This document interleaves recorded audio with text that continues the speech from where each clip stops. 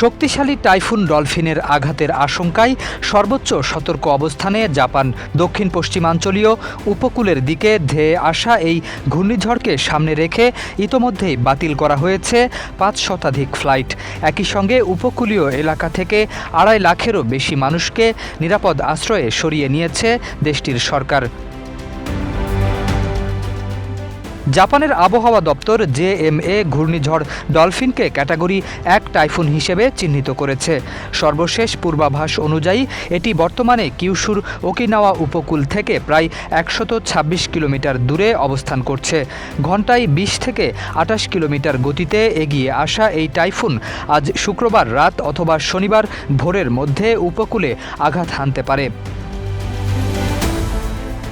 আবহাওয়া দপ্তরের সতর্ক বার্তায় বলা হয়েছে, উপকূলে আঘাত হানার সময় বাতাসের গতিবেগ ঘণ্টায় ১৪৪ থেকে ১৯৮ কিলোমিটার পর্যন্ত পৌঁছাতে পারে। এর প্রভাবে ব্যাপক ক্ষয়ক্ষতির আশঙ্কা করা হচ্ছে।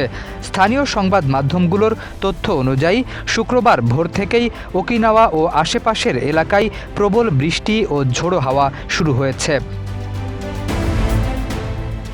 জেএমএ সতর্ক করে জানিয়েছে, উপকূলে পৌঁছানোর আগ পর্যন্ত টাইফুন ডলফিন তার শক্তি ধরে রাখতে পারে। ফলে প্রবল বাতাসে ঘরবাড়ি ও অবকাঠামোর ক্ষয়ক্ষতির পাশাপাশি অতিবৃষ্টির কারণে বন্যা ও ভূমিধ্বসের ঝুঁকিও রয়েছে।